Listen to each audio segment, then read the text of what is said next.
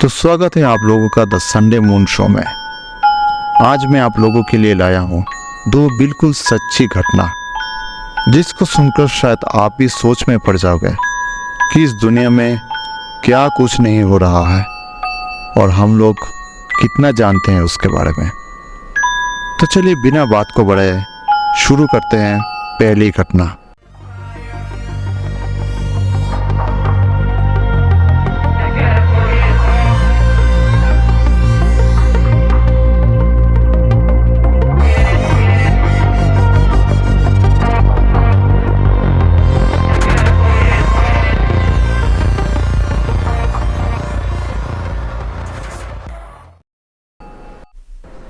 ये कहानी है ब्रैड कैल्प नाम के एक ऑक्सफोर्ड यूनिवर्सिटी के छात्र के ऊपर।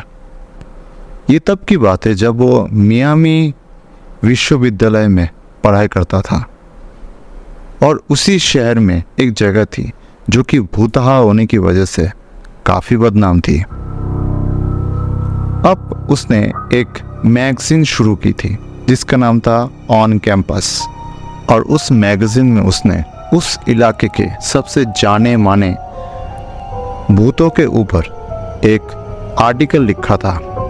उसके लिखावट मैगजीन में निकलने के बाद ही उसको पता चली इस जगह के बारे में, और वो लगातार इस जगह पर जाने के बारे में सोचने लगा। इस जगह पर जो प्रेतात्मा थी उसको सब लोग ऑक्सफोर्ड मिलफोर्ड रोड की प्रेतात्मा कहते थे। घटना के अनुसार उस जगह पर एक छोटी सी गांव हुआ करती थी, जिस गांव का एक आदमी उस शहर के एक लड़की के साथ छुप छुप के मिलने आया करता था, क्योंकि लड़की के माता पिता उन दोनों के बीच जो रिश्ता था उसको बिल्कुल मंजूरी नहीं दी थी। अब माता पिता के सो जाने के बाद वो लड़की छुप छुप कर अपने फार्म हाउस में आती थी और आकर अपने माता पिता की जो गाड़ी थी उस गाड़ी की हेडलाइट को 3 बार फ्लैश करती थी, और उसी फ्लैश को देखकर उस आदमी को सिग्नल मिलता था और वो उस वक्त मोटरसाइकिल लेकर रवाना होता था। सब कुछ ऐसे ही चल रहा था, लेकिन एक दिन एक दुर्घटना घट गई। वो आदमी उस लड़की से मिलने आ रहा था। फार्म हाउस पे पहुंचने से पहले एक छोटा सा मोड़ लेना पड़ता था, और एक दिन जल्दबाजी में उस मोड़ पर उस आदमी ने अपनी मोटर बाइक की स्पीड कम करना भूल गया, और बस जो होना था वही हुआ।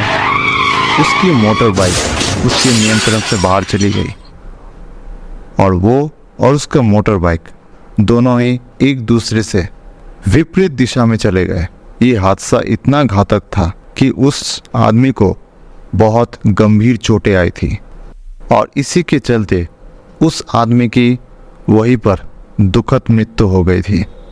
इसीलिए आज भी लोग कहते हैं कि सड़क के उस हिस्से पर आज भी वो आदमी प्रेतात्मा बनकर घूमता रहता है। और ये सुनकर कैल्प को काफ़ी उत्सुकता जगी, और वो चाहता था कि वो खुद इस चीज़ की तहकीकात करे। इसके लिए उसने सबसे पहले अपने पत्नी का सहारा लिया, और इस काम में उसका एक दोस्त भी उसका साथ दे रहा था। तब कैल्प की शादी नहीं हुई थी और साथ में वो जवान था। भले ही वो इन चीज़ों पर विश्वास करता था, लेकिन फिर भी वो अंदर ही अंदर इस घटना को मान नहीं पा रहा था और सोच रहा था कि ये शायद सच नहीं है। और बस जैसा सोचना वैसा काम। पहुंच गए ये तीनों बिल्कुल उसी जगह पर, और वो भी एक खास दिन पर। अब वहां पर पहुंचने के बाद उसको एक तरकीब सूझी, और वो तरकीब उसने अपने पत्नी को बताया। उसके ऊपर इतना जुनून सवार था कि उसकी पत्नी ने भी उसके हाँ में हामी मिलाई।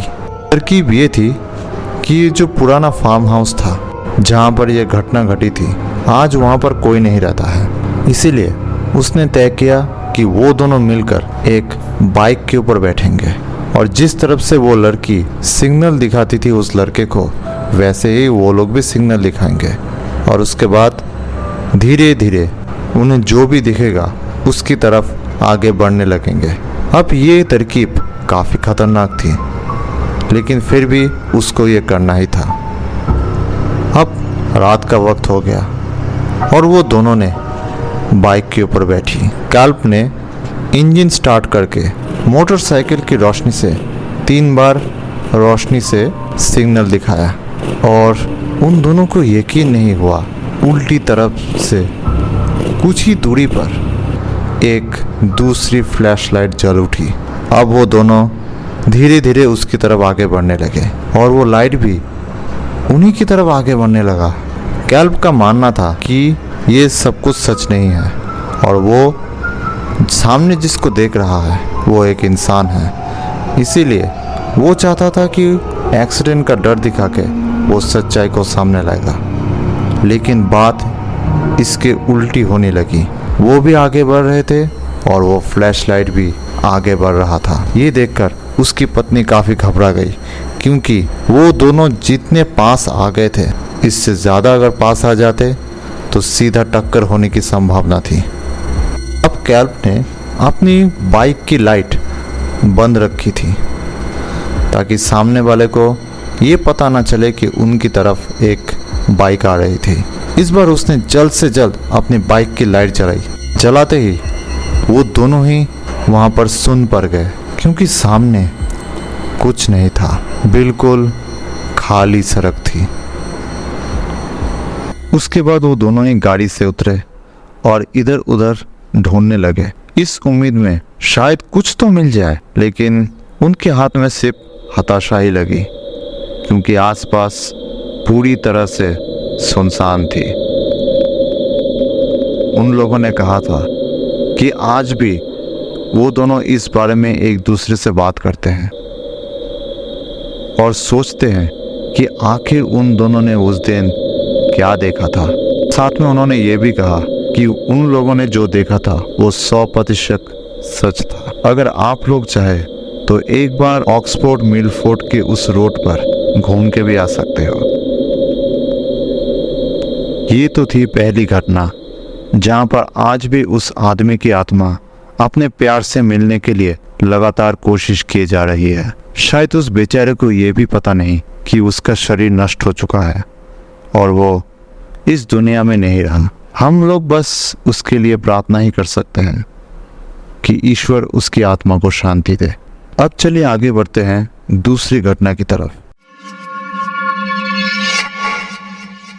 ये घटना घटी थी लंदन में 2016 में। केनेडी ईफे, जिसकी उम्र थी 26 साल, काफ़ी दिनों से अपने गले में दर्द की वजह से परेशान था और एक दिन उसका ये दर्द अपने आप ही ठीक हो गया। लेकिन उसके अंदर एक अजीब सा बदलाव आ गया। वो अब एक इंसान नहीं था, एक वहशी दरिंदा बन चुका था। मतलब उसकी हरकतें तो बिल्कुल ऐसी ही थी। सबसे पहले तो उसने अपने पिता को दांतों से काटा और फिर सबको धमकी दी कि अगर उन लोगों ने उसे रोकने की कोशिश की तो वो अपना प्राइवेट पार्ट काट देगा। अब इसके चलते उसके परिवार वाले और खुद को रोक नहीं पाए। सब लोगों ने मिलकर उसको पकड़ा और फिर रस्सी की मदद से उसको बिस्तर से बांध दिया। उनके परिवार वालों का कहना था कि जब वो लोग ऐसा कर रहे थे तब केनेडी अपने मुंह से सांपों जैसी आवाज निकाल रहा था। ऐसा लग रहा था कि जैसे उसके अंदर कोई सांप घुस गया है। बाद में उन लोगों ने झाड़ फूक के जरिए और साथ में प्रार्थना की मदद से उसको ठीक करने की कोशिश की थी, लेकिन शायद बात नहीं बनी थी। अदालत में भाई कॉलिन ईफे ने उसने बताया था कि केनेडी के अंदर जो था वो बिल्कुल ही स्वाभाविक नहीं था। वो लोग मानते थे कि उसके अंदर कोई अशुभ शक्ति घुसी हुई है जो कि उसका नुकसान करने की कोशिश कर रही थी।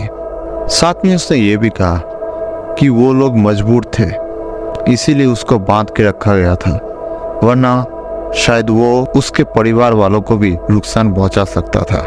रिपोर्ट की माने तो केनेडी 3 दिनों तक किसी भी तरह के इलाज के बगैर अपने बिस्तर से बंधा पड़ा हुआ था और चौथे दिन उसके भाई ने कॉल करके मदद बुलवाई थी और बताया था कि कैनेडी को डिहाइड्रेशन हुआ है और साथ में उसको सांस लेने में भी तकलीफ हो रही है। जल्द से जल्द उसे हॉस्पिटल ले तो जाया गया, लेकिन 10:17 पर उसको मृत घोषित किया गया।